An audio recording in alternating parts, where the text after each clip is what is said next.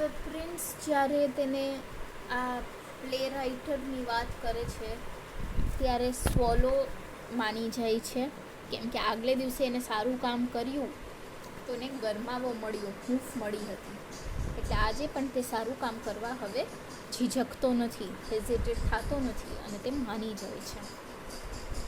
સ્વોલો કે છે વાંધો નહીં, હું તારી સાથે એક રાત હજી રૂકી જઈશ. શું કરવાનું છે, મારે બીજી રૂબી લઈ જવાની છે? પ્રિન્સ કે છે મારી પાસે હવે એ કંઈ રૂબી નથી, મારી આંખો જ છે જે મારી પાસે બચેલી છે અને એ એવા સેફાયર્સથી બની છે જે ઇન્ડિયાથી લઈ આવવામાં આવ્યા છે બહુ હજારો વર્ષો પહેલાં. એટલે એમાંથી એક કાઢી લે અને એની પાસે લઈ જા. એ જ્વેલરને વેચી દેશે તો એમાંથી એને ખાવાનું અને આગ ગરમાવવા માટે મળી જશે અને તે પોતાનું નાટક પૂરું કરી શકશે. સ્વોલોને આ બધું સાંભળીને ખૂબ દયા આવી જાય છે. એ કહે છે કે પ્રિન્સ, હું આવું નહીં કરી શકું તારી સાથે, આ વાત ખોટી છે, હું તારી આંખ નહીં લઈ શકું. પણ પ્રિન્સ કહે છે કે હું કહું એમ જ કર, do as I command you.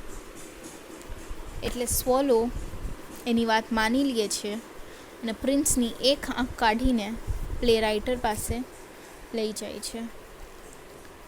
ત્યાં રૂફમાં એક હોલ હોય છે, ત્યાંથી એન્ટ્રી કરે છે અને પછી ત્યારે જોવે છે તો યંગ મેન જે હોય છે એ નીચે ટેબલ ઉપર સૂતો હોય છે અને જ્યારે ઊભો થાય છે ત્યારે જોવે છે કે ત્યાં તો સેફાયર પડ્યું હોય છે.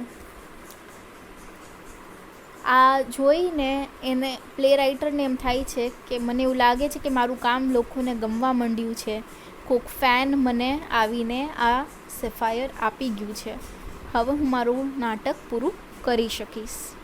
અને તે રાજી થઈ ગયો. બીજે દિવસે ફરી સ્વોલો આખું સિટી ફરે છે અને પછી આવીને કહે છે કે આજે તો હું ઇજિપ્ત જાઉં છું, હું તને ગુડ બાય કહેવા આવ્યો છું પ્રિન્સ. પ્રિન્સ હંમેશાની જેમ આજે ફરી કહે છે કે એક રાત હજી રૂકી જા મારી પાસે સ્વોલો. સ્વોલો કહે છે વિન્ટર આવી ગયું છે અને હવે ગમે ત્યારે સ્નો આવશે.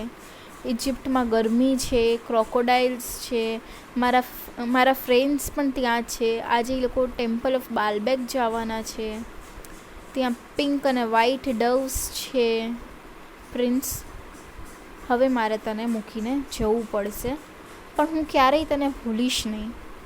અને નેક્સ્ટ સ્પ્રિંગમાં જ્યારે હું પાછું અહીંયા આવીશ ત્યારે હું તારા માટે તે આજે 2 જ્યુવેલ્સ આપી દીધા છે, રૂબી અને સેફાયર, એના કરતાં પણ વધારે સારા હું તારી માટે લઈ આવીશ ત્યાંથી. પણ પ્રિન્સ આ કાંઈ સાંભળતો નથી અને એમ કહે છે કે ત્યાં સ્ક્વેર પાસે જો એક નાની છોકરી છે જે બાકસ વેચે છે અને એની જે બધી બાકસ છે એ ગટરમાં પડી ગઈ હતી, એટલે તે બધી બગડી ગઈ. આપણને ખબર છે ભીની થઈ જાય એટલે બાકસ ચાલે નહીં, બગડી ગઈ બધી. એટલે હવે એના પપ્પા જે છે એ એને ખૂબ મારશે અગર એ રૂપિયા લઈને ઘરે નહીં જાય તો. એટલે તે ખૂબ રડે છે. તેની પાસે શૂઝ નથી, સ્ટોકિંગ્સ નથી અને માથે એને કાંઈ નથી ઓઢ્યું. એક કામ કર, આ મારી બીજી આંખ લઈ જા અને એને દઈ દે, એટલે એના પપ્પા એને મારે નહીં. સાંભળીને સ્વોલો પાછો દયાવાળો થઈ જાય છે અને કહે છે કે હું તારી સાથે એક રાત હજી રહી તો લઈશ, પણ હું તારી આ બીજી આંખ કાઢી નહીં શકું, કેમ કે પછી તું આંધળો થઈ જઈશ. પણ પ્રિન્સ પાછું એ જ કહે છે હું કહું છું એમ તું કર, do as I command you. એટલે પ્રિન્સની બીજી આંખ કાઢે છે અને બાકસ વેચવાવાળી છોકરીને આપી દે છે. એ ખૂબ ખુશ થઈ જાય છે અને ઘર હસતી હસતી વહી જાય છે. સ્વોલો પાછો પ્રિન્સ પાસે આવે છે અને એમ કહે છે કે હવે તું આંધળો થઈ ગયો છો, એટલે હવે હું હંમેશા માટે તારી સાથે જ રહીશ.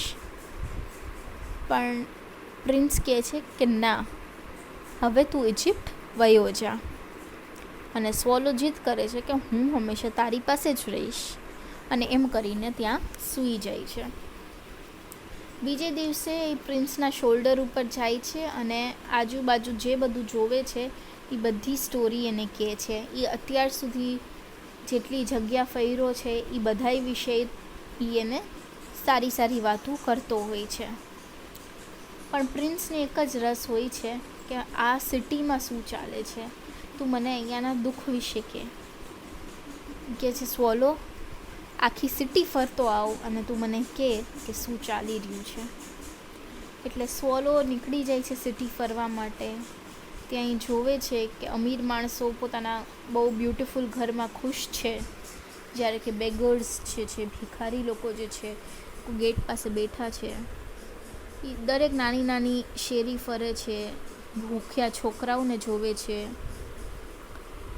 પછી એ જોવે છે કે આજે ભૂખ્યા છોકરાઓ જ્યારે ઘરે ઘરે ખાવાનું માંગવા જાય છે ત્યારે વોચમેન લોકો એ લોકોને કાઢી મૂકે છે.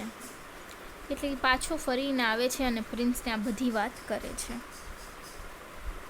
પ્રિન્સ એમ કહે છે, હું આખો ગોલ્ડથી બનેલો છું, કામ કર, થોડું ગોલ્ડ કાઢતો જા અને આ બધા પુઅર લોકોમાં વેચી દે. એટલે સ્વોલો થોડું ગોલ્ડ કાઢીને આ વેચતો જાય છે. એટલે ડિસ્ટ્રીબ્યુટ કરતો જાય છે. વેચે છે એટલે પૈસા નથી લેતો, ડિસ્ટ્રીબ્યુટ કરતો જાય છે. અને હેપી પ્રિન્સમાંથી હવે ગોલ્ડ નીકળવા માંડ્યું એટલે તે ખૂબ જ ડલ અને ગ્રે દેખાવા માંડ્યું. પણ ત્યાં જ છોકરાઓ ખુશ થવા લાગ્યા હતા, પુઅર લોકો ખુશ થવા માંડ્યા હતા કે હવે કંઈક ખાવાનું મળશે.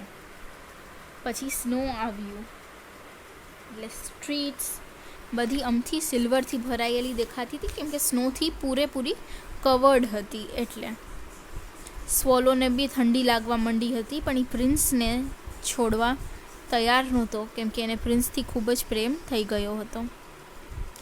એટલે એને એક બેકરના દરવાજા પાસે ગયો અને ત્યાં જે બ્રેડના ક્રમ્સ પડ્યા હોય એનાથી પોતાને ગરમાવો આપ્યો. પણ એને ખબર હતી કે હવે તે બહુ જલ્દી મરી જવાનો છે. એટલે તરત પ્રિન્સના શોલ્ડર પાસે છેલ્લી વખત ગયો અને કીધું, ગુડ બાય પ્રિન્સ, મને તારા હાથને એક વખત કિસ કરવા દે, કેમ કે મને તારા માટે ખૂબ જ રિસ્પેક્ટ છે. એટલે પ્રિન્સને એમ થયું કે સ્વોલો ઇજિપ્ત જવાની વાત કરે છે. એટલે કહે છે, મને ખુશી છે કે તું પાછો હવે ઇજિપ્ત જાસ, તું અહીંયા ખૂબ લાંબો ટાઈમ સુધી રહી ગયો છો. એટલે સ્વોલો કહે છે કે હું ઇજિપ્ત નથી જતો, પણ હું મરણ પામું છું, હવે હું હંમેશા માટે સૂઈ જાઉં છું. અને ત્યાં જ એને હેપી પ્રિન્સને કિસ કર્યું અને પછી એ ત્યાં એના પગે ઢળી પડ્યો. ત્યારે સ્ટેચ્યુમાંથી એક ક્રેક સાઉન્ડ સંભળાણો, જેમ કંઈક તૂટી ગયું હોય. હકીકત એ હતી કે આ જે હેપી પ્રિન્સનું સ્ટેચ્યુનું જે હાર્ટ બનાવેલું હતું એના 2 ભાગ થઈ ગયા હતા. બીજે દિવસે સવારે જે સિટીનો મેયર હોય છે એ પોતાના ટાઉન કાઉન્સિલર્સની સાથે ત્યાં આવે છે અને તે આ સ્ટેચ્યુને જોવે છે. તેને એમ થાય છે કેટલું ગંદરું દેખાય છે, એકદમ ડલ પડી ગયું છે આ હેપી પ્રિન્સનું સ્ટેચ્યુ. અને ટાઉન કાઉન્સિલર્સની તો આદત હોય જ ઊંચી પોસ્ટવાળાની હામાં હા કરવાની, મસ્કા મારવાના, ચાપલૂસી કરવાની. એટલે એ લોકો કહે છે, હા સાચી વાત છે, બહુ ગંદુ દેખાય છે. મેયર કહે છે, આમાંથી રૂબી નીકળી ગઈ છે, આની આંખું વહી ગઈ છે, આ હવે ગોલ્ડન પણ રહ્યું નથી, એકદમ ભિખારી જેવું લાગે છે. ટાઉન કાઉન્સિલર્સ કહે છે, હા સાચી વાત છે, એકદમ ભિખારી જેવું લાગે છે. અને જો અહીંયા મેયર કે છે એક ડેડ બર્ડ પણ પડ્યું છે, આપણે હવે અહીંયા એક બોર્ડ મરાવવો પડશે કે અહીંયા બર્ડ્સને મરવાનું અલાઉડ નથી. એટલે હવે આ બ્યુટીફુલ રહ્યું નથી તો આનું કંઈ કામ પણ નથી. એટલે એ લોકો સ્ટેચ્યુને ઉતારી લે છે અને એને મેલ્ટ કરવા લઈ જાય છે. અને મેયર એમ કહે છે કે અહીંયા બીજું સ્ટેચ્યુ બનાવો અને એ સ્ટેચ્યુ મારું હોવું જોઈએ. એટલે અહીંયા સ્ટુડન્ટ્સ આપણને એક આયરની દેખાડવામાં આવી છે કે મેયરનું કામ હતું કે સિટીમાં જે દુઃખ હોય એ દુઃખનો વિનાશ કરવું, દુઃખ હટાવી બધાને ખાવાનું પહોંચાડવું, પણ એ કામ એને કંઈ કર્યું નહોતું. જેને સારા કામ કર્યા હોય એના જ સ્ટેચ્યુ બને, પણ એ કંઈ એને કર્યું ન હતું. સ્ટેચ્યુએ પોતે સારા કામ કર્યા તો એને કાઢી નાખવામાં આવ્યું અને એની જગ્યાએ જેને સારા કામ નથી કર્યા તેને બેસાડવામાં આવ્યું. એટલે આવું જ આપણા જીવનમાં બી થતું હોય છે કે ઘણી વખત જે લોકો સારા કામ કરતા હોય છે એ લોકોને યુઝલેસ ગણવામાં આવે છે અને એની જગ્યાએ ઊંચા સ્થાન ઉપર એ લોકોને બેસાડવામાં આવે છે જે લોકો કાંઈ કામ કરતા નથી. પછી જ્યારે સ્ટેચ્યુને મેલ્ટ કરવા લઈ ગયા હતા ત્યારે આખું સ્ટેચ્યુ મેલ્ટ થઈ ગયું હતું, પણ એનું જે હાર્ટ બનાવેલું હતું એ મેલ્ટ થતું જ નહોતું. એટલે એ લોકો એમ નક્કી કર્યું કે આને ફેંકી દેશું. એટલે એ લોકોએ એક ડસ્ટબિનમાં એને ફેંકી દીધું, જ્યાં સાથે સાથે સ્વોલોની ડેડ બોડી પણ હતી. હવે ઉપરથી ભગવાન એના એન્જલ્સને એમ કહે છે કે આ સિટીમાંથી મને 2 સૌથી પ્રેશિયસ વસ્તુઓ લઈ આવી દે. ત્યારે એન્જલ આ સ્વોલોની બોડી અને જે આ સ્ટેચ્યુનું હાર્ટ ડસ્ટબિનમાં ફેંક્યું હતું એ લઈ આવીને આપે છે. ત્યારે ભગવાન એમ કહે છે કે આ ખૂબ સાચી ચોઈસ કરી છે. હવે અહીંયા આ બર્ડ હંમેશા ગીત ગાશે અને હેપી પ્રિન્સ મારી સાથે રહેશે. અહીંયા તમારી આ સ્ટોરી પૂરી થાય છે. મને ખબર છે ખૂબ ચાઇલ્ડિશ હતું, પણ આમાંથી મોરલ આપણે એ લેવા જેવું જ હતું કે જેની જે પોસ્ટ હોય છે એ લોકો કામ કરતા નથી પણ નામ પોતાનું આપે છે અને જે લોકો કામ કરે છે એની વેલ્યુ થતી નથી. પણ સાથે સાથે ઉપરથી ભગવાન જે છે એ તમારા કર્મોને જોવે જ છે અને એ તમને તમારા કર્મોના હિસાબે જ તમારા મરણ પછી તમને એનું પનિશમેન્ટ કે પછી ગિફ્ટ બેમાંથી જે લાગુ પડતું હોય તે આપે છે. એટલે ભગવાન એવું પક્ષપાત કરતા નથી અને એની નજરમાં બધુંય હોય છે. એટલે આપણે આપણા કર્મો સારા જ રાખવાના, જેથી કરીને કાંઈ પ્રોબ્લેમ ન પડે. દુનિયા કદાચ આજે આપણી વેલ્યુ ન કરતી હોય પણ ભગવાન બધું જોવે છે અને એના કર્મોના હિસાબે તમને એનું રિઝલ્ટ પણ મળી જ જશે. એટલે ક્યારેય સારા કર્મો કરતાં અટકાવવું નહીં. હવે જેમ આપણે જોયું એમ આ પીપીટીમાં કે તમને દેખાય છે કે આ સ્ટેચ્યુ છે અને એ હેપી પ્રિન્સનું સ્ટેચ્યુ છે. એ આખું ગોલ્ડથી બનેલું છે. એની 2 આંખ તમને દેખાય છે એ સેફાયરથી બનેલી છે. બ્લુ કલરનું સ્ટોન આવે છે અને એના સ્વોર્ડમાં તમે જોઈ શકો છો લાલ કલરની રૂબી છે. હવે આ છે પિક્ચર જ્યારે સ્ટુડન્ટ્સને જોવા લઈ જાય છે સ્ટેચ્યુ. ત્યારે એક કહે છે મમ આઈ વોન્ટ ધ મૂન, મારા મૂન સુધી પહોંચવાના સપના છે. એક આના વખાણ કરતાં એમ કહે છે કે આ એકદમ એન્જલ જેવું દેખાય છે. એક એમ કહે છે કે why can't you be like the happy prince, he never cries for anything, કે હેપી પ્રિન્સ જેવો બન, આ ક્યારેય કોઈ વસ્તુ માટે રોતો નથી. એટલે આ મેં તમને જે પ્રોફેસર અને સ્ટુડન્ટની વાત કરી કે તે ક્યારે એન્જલ જોયું હોય, પ્રોફેસર એમ કહે છે કે તને કેમ ખબર કે આ એન્જલ જેવું દેખાય છે, તે ક્યારે જોયું છે. એટલે સ્ટુડન્ટ એમ જવાબ આપે છે પણ મેં તો એને મારા સપનાઓમાં જોયેલું છે. One day, one little swallow arrived in the city. His friends had gone to Egypt before. but he stayed there because he was in love with the nicest moth in the river. આમાં moth લખેલું છે, પણ તમારી બુકમાં જે story છે એમાં તમને રીડ એવો વર્ડ આપ્યો છે, રીડ. ઓકે, એટલે એ રીડથી પ્રેમમાં હોય છે સ્વોલો જે છે. એ રિવરમાં ગ્રો કરતું એક પ્લાન્ટ છે. But as she never paid attention to him he left. પણ એ એને કંઈ બહુ ભાવ આપતી નહોતી, એટલે સ્વોલો વયો ગયો. It was so cold when he arrived to the city that he decided to look for a place to sleep. ઉડતા ઉડતા એ એક સિટીમાં આવ્યો અને ત્યાં ખૂબ જ ઠંડક હતી, એટલે એને નક્કી કર્યું કે હવે આપણે અહીંયા સૂવાની જગ્યા ગોતી લ્યો. When he saw the statue of the prince, it seems a nice place to sleep. તમે જોઈ શકો છો, બર્ડ જોવે છે સ્ટેચ્યુને અને એને એમ થાય છે કે આ જગ્યા સૂવા માટે સારી છે. I'll have a golden bed. એ એમ વિચારે છે કે આજ તમારે સોનાનું બેડ હશે. And saying that, he prepared to sleep in the foot of the statue. અને આટલું કહીને એ હવે તૈયારી કરે છે સૂવાની. ત્યારે જ એને એમ થાય છે કે આ કેવી વાત કહેવાય કે અહીંયા કોઈ વાદળ નથી આસમાનમાં, છતાંય મને વરસાદનો અનુભવ થાય છે. When he put his head up, he saw that the statue of the happy prince was crying. Why are you crying, happy prince?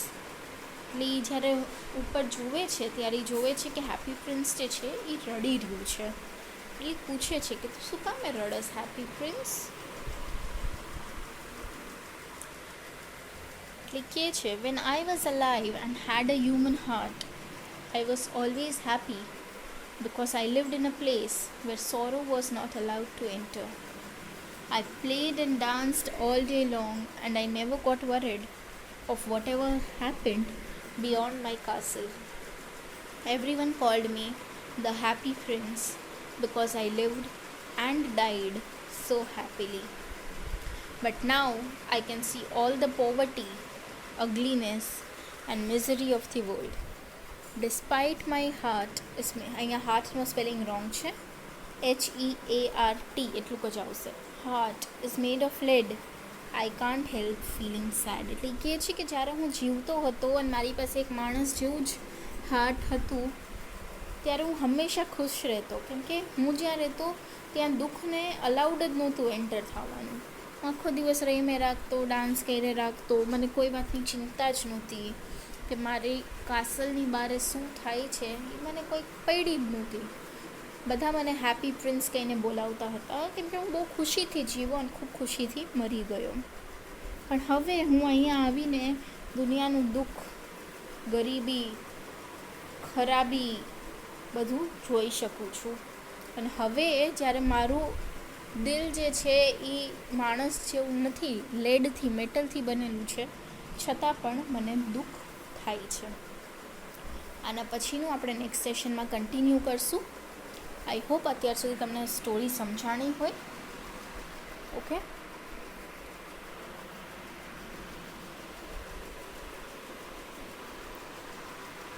હજી થોડુંક આવી રીતના પીપીટીમાં સમજવાનું બાકી છે. એના પછી આપણે રીડિંગ કરશું, ત્યારે હું તમને લિંક ફરીથી મોકલી દઈશ.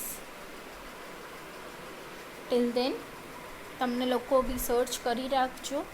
એન્ડ આઈ હોપ તમે લોકોએ લાસ્ટ ચેપ્ટરના ક્વેશ્ચન આન્સર્સ બધા નોટબુકમાં નોટ ડાઉન કરી લીધા હોય છે.